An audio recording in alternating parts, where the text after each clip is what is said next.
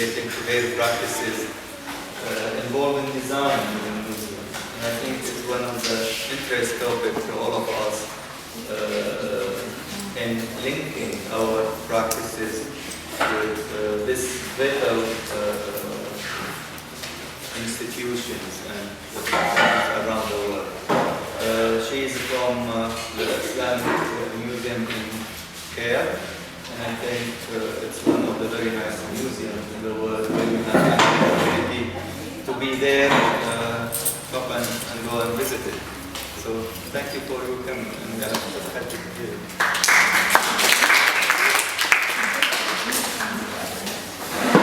Okay, it is very nice to be with you here in Cairo to talk about a museum, not me. I have been with this museum, the Islamic Arts Museum, Malaysia for 10 years, actually, on and off. But my original study was, I was specialized in Islamic art and architecture with an MA and a BA from the Islamic department, Islamic arts department at the American University in Cairo, and then an MA from Turkey, Ankara, in history of architecture, and a PhD in Moscow at the Oriental Museum and under the auspices of the Russian Academy of Arts. So since my PhD time, I started working in museums and understanding the museum world. And for me that was very thrilling, and I thought that perhaps that is where I should invest my time. Accordingly, I joined the museum, the Islamic Arts Museum Malaysia, as a researcher, and developed in time and in status, and now I am the head curator of the museum. Curatorial is a very important department in museums, and I will be talking to you today a little bit about it, but also it will show you where you all can fit. In general, I understand that it is not a common topic to talk about museums here when we talk about design and we talk about space, but for me it is very important how the space is integrated. But before we go into this, let me talk about what is a museum, and let's find a common ground, so when we talk about a museum, we know what we are talking about.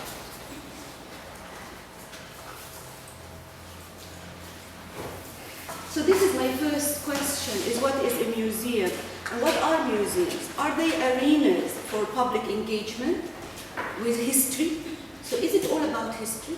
Or are they also a means to engage in personal storytelling and dialogues with the public discourse about our past, present, and the future? What are they? Why are they? How long have they existed? Are they modern? Are they there since the ancient Egyptian period? All of these are usually questions that we ask ourselves, but we have one definition that we all follow, and that is a definition that was produced to us recently in 2007 by an organization called the International Council of Museums, ICOM. And it tells us that a museum is a non-profit permanent institution in the service of society and its development. It's open to the public, which acquires. So it means that any museum must acquire, conserve, research, communicates, and exhibits. This is actually a huge scope for museums.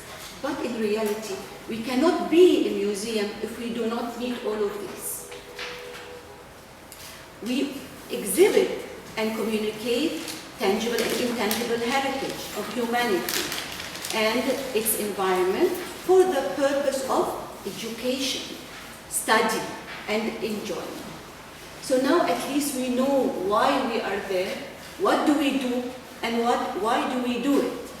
So it is really, we have to focus. We focus on education, study, and enjoyment. So when we look at museums in general, we look at two things. First, we look at the macro environment, and then we look at the micro environment. Why in the museum world do we divide it like that? Because if I look at in the museum as a whole unit, as one unit, the bigger design of the museum, this is actually putting me into the macro environment space. But when I look and I start to break down my museum into galleries, and the galleries into modular cases, and the cases into collections of artifacts, and then focus on one artifact, then I am actually focusing more into my micro environment. This is for us very important to understand from the beginning. And accordingly today, we are going to see the relationship between this macro and micro environment in the Islamic Arts Museum, Malaysia. This is the museum from the outside. And when I talk about the macro environment or the museum as a whole, as a unit, in totality, I have to understand that it doesn't exist on its own. It exists as part of its surrounding. And so there is some kind of a relationship. I try to bring the exterior inside, and I try to bring the interior outside. Why is that? Because I want to be part of the environment around me. And how is that? That is the important question. You can be alienated. It doesn't really work. But you can be part of your environment, and it actually attracts people even more. So how did we do that? In the design stage of this museum, we thought that natural light has always been a problem to museums, because you do have to shield the light because of UV harmful rays that may affect your artifacts. But that is not it. You can allow light and you can control it. So we decided that in the design, we are going to incorporate light. So as you can see here, this is our entrance lobby. This is the first level, which is the upper ground level. This is level 1. This is level 2. In all of my levels, I actually make space for light to penetrate. And then I will control it. But also, light, vegetation, greenery, everything. Daylight and afternoon light, rain, and cloud. So you are getting very different moods. So when you are in this space, you are part of what's going on around you. You're not alienated. And that was one of our purposes. But the other thing, how do I bring what's inside towards outside? Of course, normal museums would simply put a sign saying Islamic Arts Museum Malaysia, welcome. But for us, we decided to bring out some of the Islamic motifs and concepts that we felt that will actually encourage people and will tell our visitors what we are all about. So in a way, that was simplified, in a simplified manner, how we brought the inside to the outside. So if I look at night, I can see the light, I can see the reaction, I can see the integration between the elements from inside to outside. If I have an exhibit in this terrace or in this area, it will be seen outside. So I am actually engaging my visitor before he enters the museum. And that was very important. And when you are entering into the entrance portal, which is actually very interesting because it starts with Bismillah ar-Rahman ar-Rahim and an ayah from the Quran. So it gives you the impression that all what you are seeing there and everything that you are going to be exposed to there relates to Islamic art and architecture. So we are preparing our visitor for what they are seeing. But when they enter the entrance lobby, and this is only the side of the lobby, you can see how we started to incorporate the concept of light into the design. Okay, so the light is not just to light space, but also to direct the visitor where to go, how to move. So we started to play with the light and to make use of us admitting light at the upper level. And accordingly, this staircase leads up to the upper ground. The museum is divided into 4 levels, 4 stories. The first one is the ground level, and this is the entrance portal. This is where you enter. And then this is the second level, which we call the ground level. And then two other levels, which are our permanent collections level.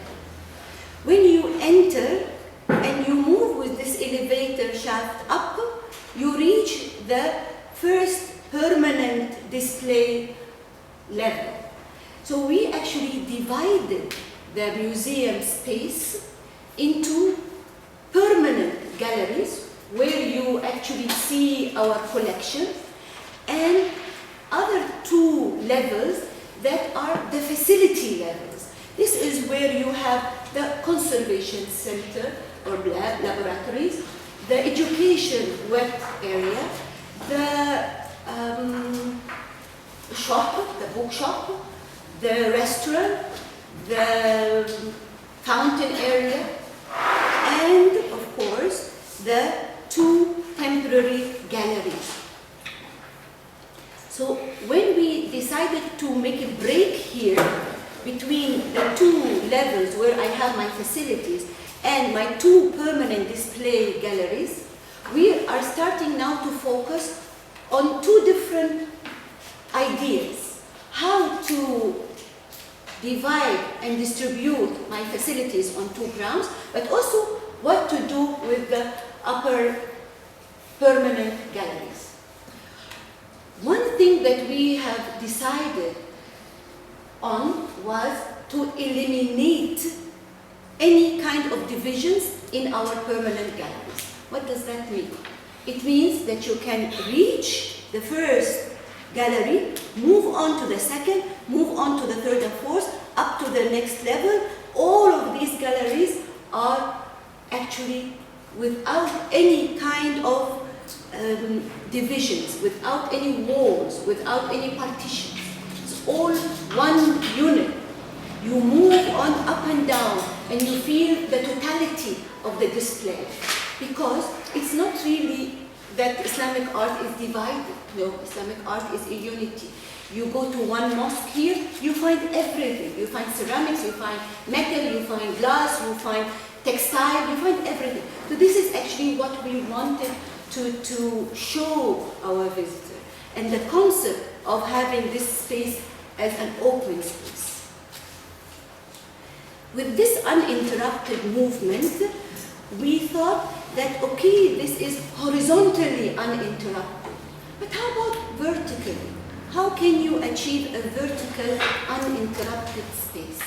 How can you blend? How can you tie this level with the upper level?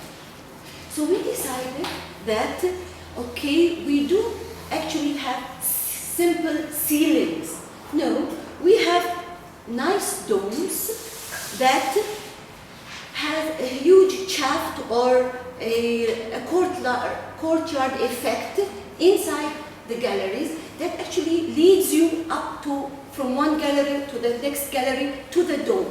So vertically, for example, the first gallery, our first permanent gallery, has a dome.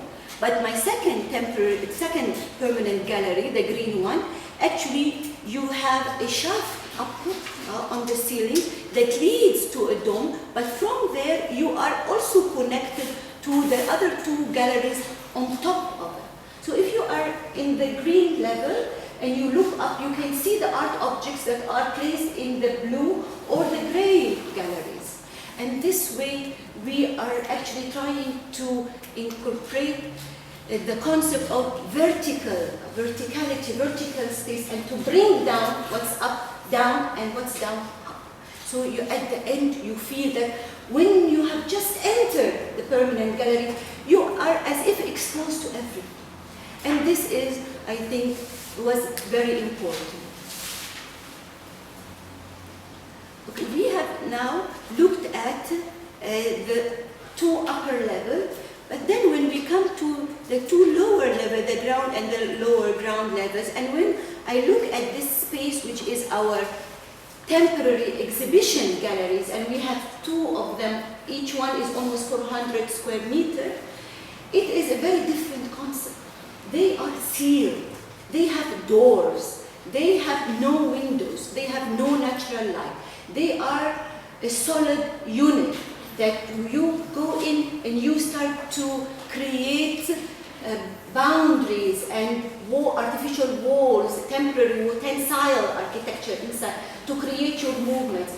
That allows for all kinds of designs and all kinds of displays that we allow. So you can have whatever you want to display inside of these two temporary galleries with a different concept than our permanent galleries. And that was also understood from the beginning. Okay, let's just take the first level, our level 1, as an example. So what do we have in level 1? What do I do when I want to see the level as a level and not as a gallery? Level 1 houses 5 galleries, but they are all incorporated in a way that the circulation becomes clear to our visitors. But how is that? When we started to design this and to understand the space in this area, we realized that there is a relationship between the body, you or me, and the time that I'm going to be spending looking at that space, and the space itself, what I'm going to see. And if I see these three important factors for me as a curator and for you as a visitor, then it starts to interpret and direct certain elements in the space that I have today. Like what? For example, one thing that we have been seeing in a lot of museums is galleries and then corridors. And then galleries and then a corridor. A central gallery that opens up into different galleries. Okay? That is not really how we want to see this museum.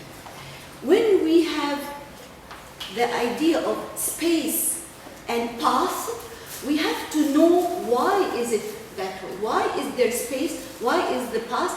What is the relationship between them? And this is, of course, very theoretical, but when we come to the museum, and if I talk about my first gallery, where my elevator reaches, which is the architecture gallery, and which is a very general gallery that gives the visitor the background of what Islamic art and architecture is all about.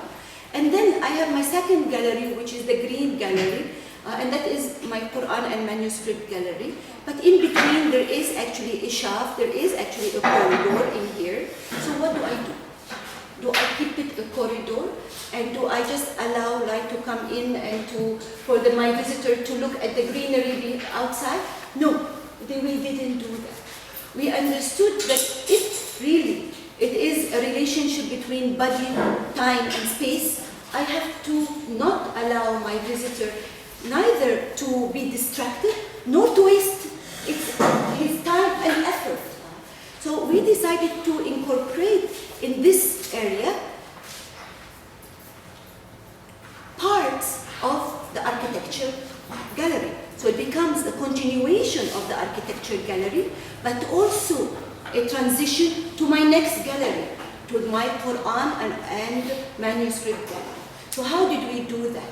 Architecture gallery, as you can see here, displays the architecture of dynasties: Mamluk, Ilkhanid, Timurid, Safavid, Mughal, Chinese, and then the corridor concentrates on what happens to architecture in Southeast Asia. So now I attracted you. So after you have seen what is there in the world, I now bring you back to Malaysia and Southeast Asia. So it becomes interesting. And this is one of the mosque models that I am displaying, and this is a model of a mosque in Thailand, actually, because they do have a Muslim community there, and they do have a tradition of Islamic mosques being built. So accordingly, I use this space to highlight Southeast Asia. But then towards the end of the path, you will start to hear Quran being recited.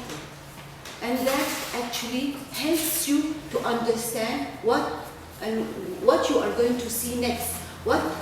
And you are actually anticipating that the coming area relates to Quran and manuscripts.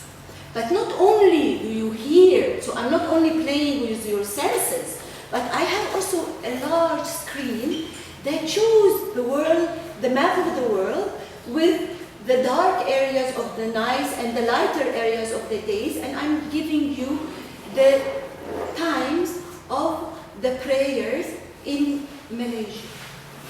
So it will have the Asr, the Zuhr, when is the Adhan and Maghrib, and so on. So in a way, we are preparing you to go to the Quran and manuscript gallery. So I made use of this space, which could have been just a corridor.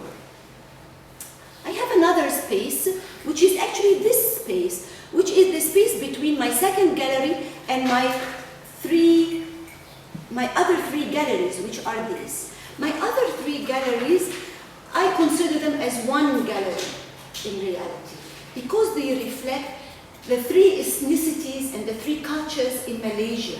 Malaysia is a multicultural society. It has Indians, Malaysian Indian, Chinese, Malaysian Indian, Chinese Malaysians, and the Malay themselves. All of these form the multicultural society of Malaysia. And accordingly, these three galleries are representing Malaysia's heritage today.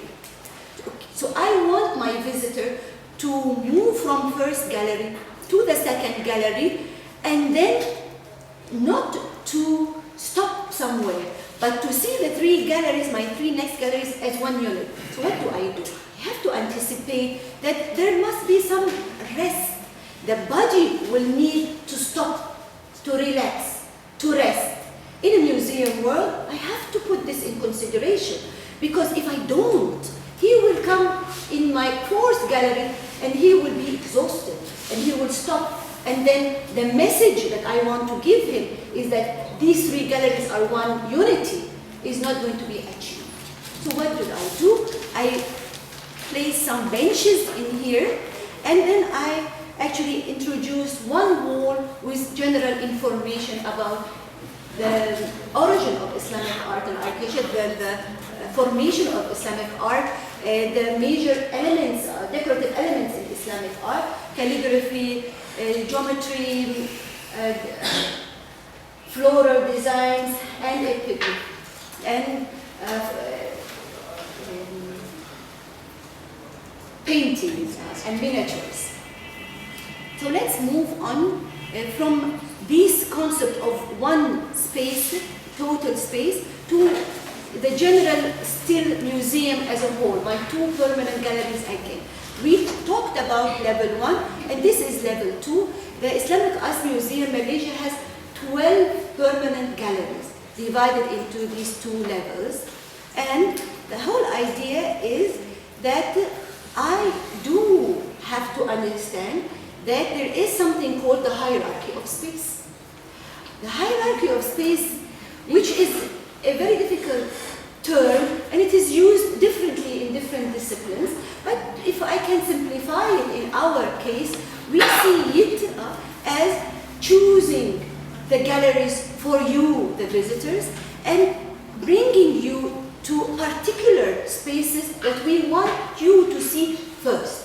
So it was not by coincidence that we gave you architecture background at the beginning, and then we focused on the Quran, because this is the beginning of Islam and the birth of Islamic art, which we actually represent, and then to concentrate on Malaysia, and then to move up the staircase to the next level, and then distribute my galleries according to the hierarchy you want.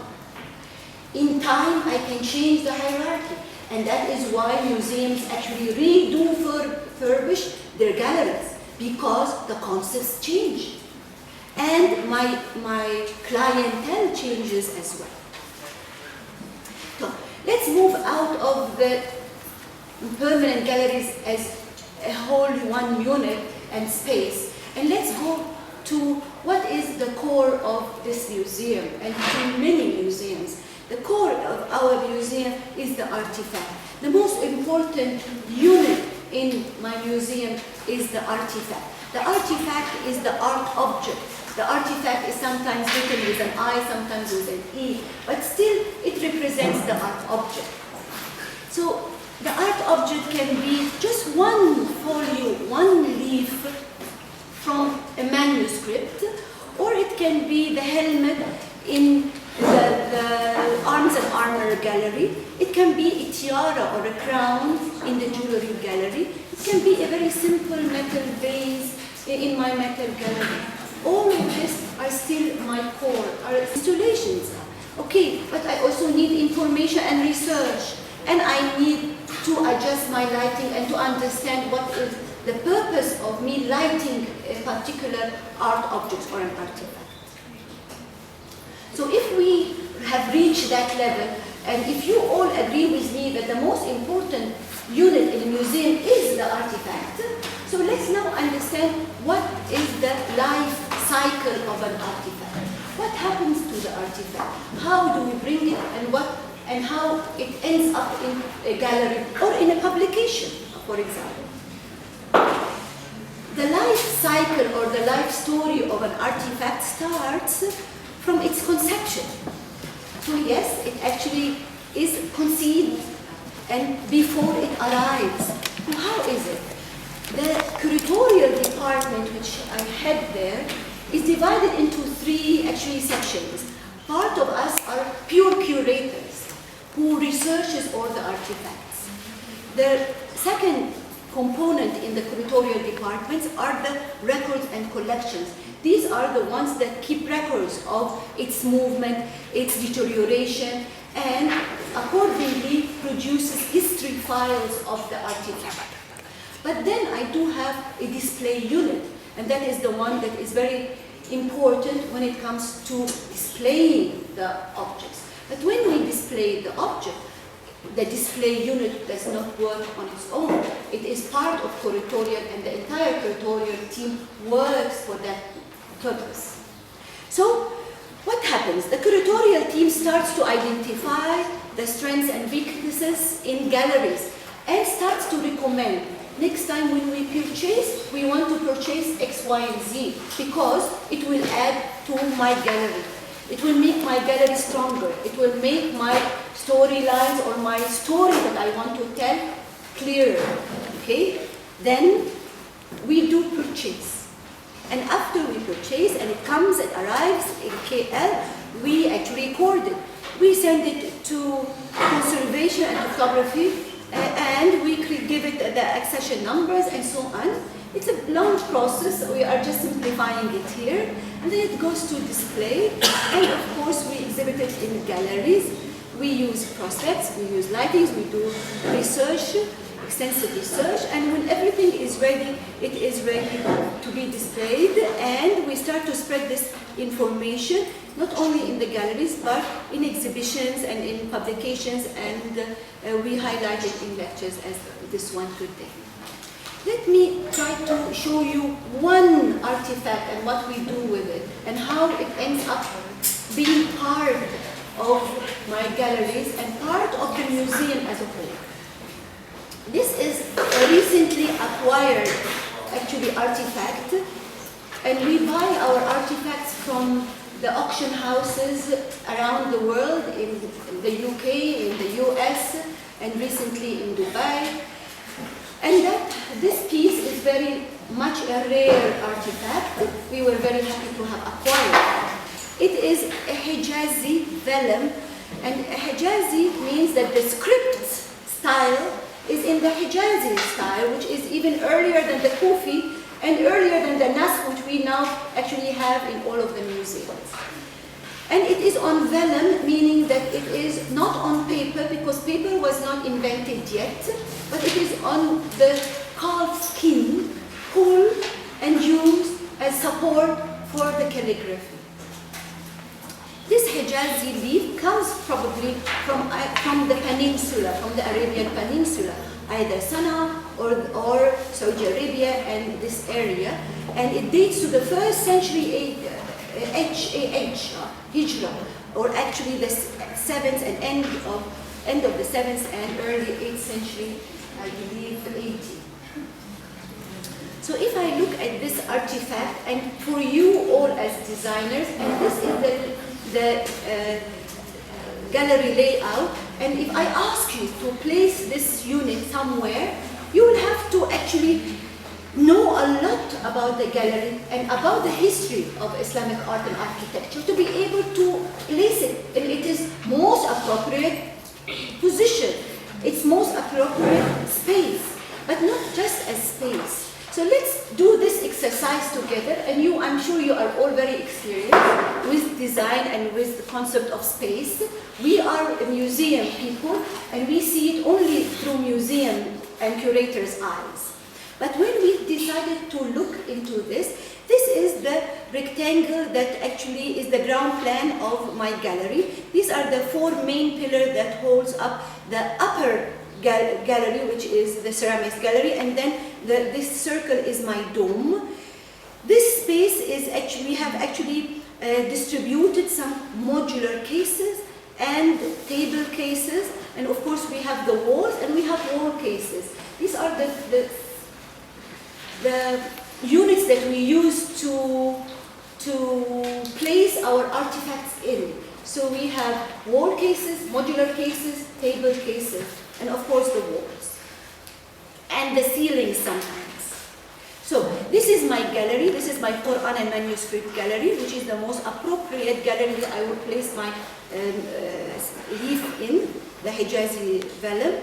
And if you see the distribution of my objects, here are some old vellums, but not as old as the Hijazi. The Hijazi is the oldest artifact in my museum. And here are some Quran manuscripts, mushafs from all around the world. We have also here some different kinds of displays, panels and calligraphic panels. We have a very nice unit that is the focus of our display, which is the kiswa, part of the kiswa of the Kaaba, and we put it here because it all has all of this calligraphy on it. And we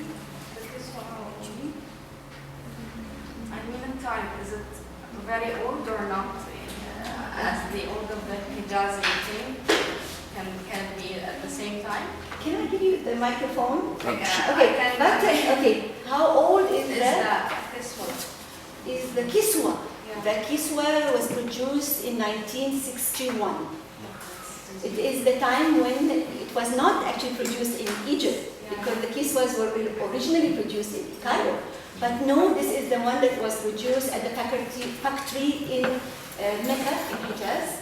And it was given to the government of Malaysia in 1962, and it was displayed later on at our museum in 1998 and later on. It was given to the Malaysian government because of its independence from the Brits. Okay, this is the gallery, and this is the kiswa and how the gallery is divided. And this is where you approach the gallery from the architecture and from our corridor that we have been talking about.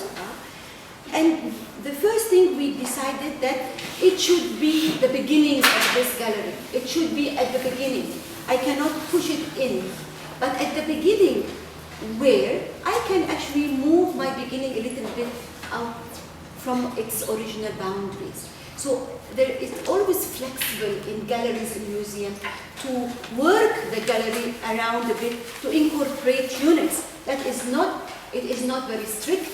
If it fits, I would do it. And if it makes sense, I would do it. And we decided that I don't want a table case as these table cases, and I don't want a big modular case as these modular cases, but I want a specific case which I call the masterpiece case. Why? Because masterpiece cases are like this, and they hold only one item. So for me, I want to emphasize the importance of this unit by placing it at the beginning and by placing it in one single modular case or one single case, my masterpiece case, and to display it alone. Then this is what I did, is that we pushed it in front, we pushed the masterpiece case in front of it between two pillars, and this is where we decided we're going to place our Hijazi vellum. This is actually the Hijazi vellum after it has been placed in its location now today, and this is my masterpiece case. I placed it in, I sandwiched it in a prospect with a matting, and I placed it on top of a box. All of these were display concepts and display recommendations, and I used the box for information. So I used prospects. These are all tools that helps me to present my objects in a nice way. So I use these prospects. I use the box for information, so now I have information as well. And I created, I enhanced my lighting at the pillars introductory panel, so that the visitor will come, will notice the information, and then will see that in what direction he goes. And then I also place some more light on the object or on the object's case in order to highlight it and to make the information caption clear to our visitor. This is the Hijazi vellum from another angle, and this is how it is displayed today. This is actually only when I talk about one artifact, and we have over 7,000 artifacts in the museum. And some artifacts are grouped according to chronology, according to typology, according to geographical locations or dynasties. They are grouped in modular cases as this one, or they are grouped in two modular cases attached to each other with a background map. For example, as these incense burners from around the Islamic world, and we highlighted the incense trade route, very much similar to the silk trade routes that went through the Islamic world from Europe to Istanbul to Central Asia, Samarkand, Bukhara, down to India and parts of the Malay world to China. Or we just use the wall to highlight and to support our information. So we have so many actually spaces that we can use to understand and to enjoy our artifacts. This is in general one of the galleries that we are currently refurbishing, and we refurbish our galleries every 5 years, as I said before. But when I look at this gallery, and I just want to highlight very specific items here. One of them are the walls in the museums, and how they can be supports to my information, which are crucial to my visitors and to the message that I want to deliver to my visitor. And then I would like to just, in a glimpse, look at the lighting and also about the information themselves. So in the coming few slides, I am only going to touch on these 3 points, and I'm sure that you have so many ideas that can contribute to the walls, the wall design, to how we perceive the wall and how we design walls, and to the lighting, what we can do with light, and of course, how and where to incorporate and to display our information. But this is what we are doing at the moment in this museum. So here is actually one wall corner. This is one wall and this is the other corner wall. And we displayed in this wall several things that were very important. First, let us look at that wall, or the wall on the left. The wall on the left is actually this wall. And this displays 7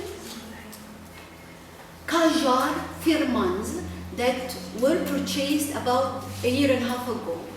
They all come from the 17th and 18th, early 19th century, Iran and the Indian subcontinent, and they are not all in the same size, neither height nor width. But for us to display them on this wall, and that was the most appropriate wall, we had to uniform and unify the appearance of these units, my artifacts. So now I am taking one artifact. No, I am taking 7 artifacts as one group. I'm looking into a group of artifacts. They belong together, they need to be displayed together, they need to come on one particular wall, and we have to solve all of these problems. So we decided to create all of these large, actually, mattings that will unify their height, and we decided that the width was not a problem, and we also decided that the frame will be very simple wooden frame, natural wood, undyed, and of course our conservation center, the conservation labs are the ones that directs us what to use and what not to use during the display process, because that in itself is very important. I cannot harm my artifact just because I want to display it. Okay, so, but then came the problem of the information. I have a lot of information that I would like to talk about. Each firman or official document has a massive amount of information that are extremely interesting. It has the tuhra or the signature of one of the sultans, and it also has so many seals. My God, I can talk, I can create a whole publications on all of these 7 units. But in a museum and talking to the general public, that is not wise. You will lose them. You will not be focused. It will be boring. So importantly, my information panel itself had not only to be very short and clear and to the point, what exactly do I want them to see and to understand, but also that I didn't want to break this beautiful display on the wall with text. So I decided to put the text on the side, in here, on the corner of this, actually on the bend of that wall. So when you approach the wall, you only see the firmans, and when you come nearer, then you realize that they have numbers on the side that are really invisible from outside, but all the numbers are explained correctly on the information panel. So the placement of the information panel is also part of my design. I can't just decide that it has to be there, so it has to be there. No, it is the wall as space, the wall as a beautiful, aesthetic appearance. You don't want to ruin it for any particular reason. Okay. On the side as well, and on that wall, I have this beautiful mirror that reflects actually the Ottoman room in front of it. We have acquired at one point an Ottoman room from Damascus, and we have displayed it, and thanks to the Standard Chartered Bank, who sponsored the entire purchase and the installation, we have it today proudly, very similar to the one at the Metropolitan in New York.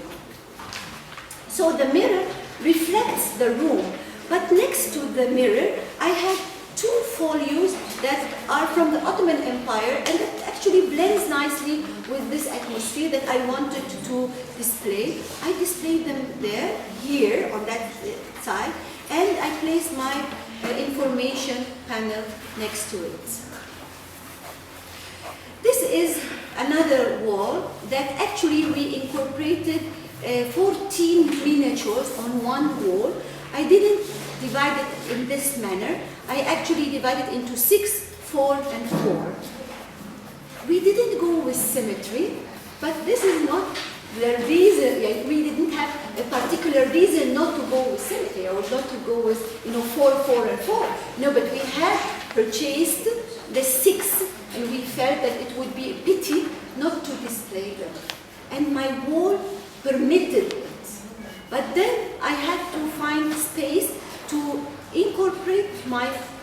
information panels, but also my captions in between the miniatures on that wall.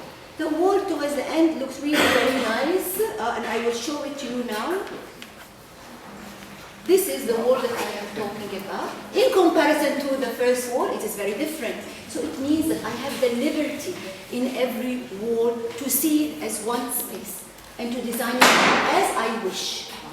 And to have a good reason why we design it and why we do it that way. So again, quickly, these are the first six miniatures with their information, the next 4 miniatures with their information, and the following miniatures with their captions and information panels. Okay. Now, let's think about light. Now we talked about the wall and why walls are important in museums, because this is what you will find in museums, lots and lots of walls. But then let's talk about light. Light and information panels are, light and prospects are the tools that I use to enhance my object, to make my artifact more important and nice and clear to my visitor. So, but the light you can play with light in museums. And if you are intelligent, you really can use it in so many different ways that are not totally deceiving, but actually enhancing your display. This is a gallery, that is what I call the jewelry gallery. And because I thought also that we are mainly a female world in this design schools, so accordingly I thought that jewelry is something that is very nice, and displaying jewelry is really a creative encounter. So this is my very small jewelry gallery. So, but when you walk from the level 1 to level 2, you have 2 spotlights, 2 lights that will attract you. One light that will take you to the left of the gallery, one light will take you straight ahead to the wall. The one that takes you ahead to the wall reaches my information panel. So if you are an academic person and you really want to read and you still have the energy and the time, okay, you will probably moving up straight to the light where the information panel is. But if you are not, you will stand century, 18th and 19th century. These headpieces were worn during ceremonies and marriages, ceremonies and so on. And these headpieces, when we started to display them, the first one I wanted to display the outer gemstones of the artifacts. Beautiful, beautiful, and it glitters, and it is really a nice scene. But when I came to my second one, I thought, no need to direct again the light to the second one. If I do that, I will take away from the first one. And in reality, it has this beautiful silhouette that I can work on. So I place my light actually straight through it so that I can see the silhouettes, the zigzag chevron design, and the loops that are created by the dangles of the artifact. So you can actually, if you understand the light and how light can actually work for your display, you will be able to use it in a much better way even than we do. Then we come to the problem of information. Where to place my information? Every unit in the museum needs a caption. A caption means this unit, which actually only tells you the name of the object and the provenance and the date, and sometimes a very, very short description. It is actually complemented by information panels, but the information panel may not talk about one object, but we talk in general about a group of objects or the modular case itself. So if I have a problem of giving you these pieces of information, now I have actually a problem on where to place the information. It can actually harm my display. If I have the caption large, it doesn't look very nice. It is a white piece of paper, even if it is on a transparent background and on my prospect or on my modular cases, glass cabinet, still it takes away from your display. So you have to be very intelligent where to put your caption. So, and I also not only have captions, but I have information panels and I have visual aids. My visual aids are my photographs. So for example, since we were just talking about the jewelry gallery, these are headbands also worn in the Bedouins of Egypt, the Bedouins of Sinai, the Bedouins in Saudi Arabia and Yemen. These headpieces are placed on top of the head, and this unit, with the small unit that you see here, is actually what they hang around their ear, which looks like an earring. But because of their veil, sometimes they don't want the earring to show, so they actually place it outside. So anyway, this is my 3 artifacts, and this is my visual aid. I placed one photograph, and of course a photograph gives you 1,000 words. I can actually replace some of my information panels with photographs or with other aids. One of the aids that I use are the chronology of dynasties. So this is, for example, the chronology of the China world. So when you go to the China gallery, I don't want to tell you that the Ming was before the Tang dynasty. No, you will know it from the piece of information on the wall. Okay, let's come to the conclusion of this lecture, and I know it is exactly 1 hour. The conclusion of this lecture is, when next time you go to a museum, do not just become this visitor. Do not become the visitor that sees the museum, the floors, the galleries, the cases, and then my artifacts. No, you designers you look at the artifact and you look away in which case, in which gallery, in which floor, where in the museum, and why. And that is the difference between us, and them, the visitors. Thank you very much.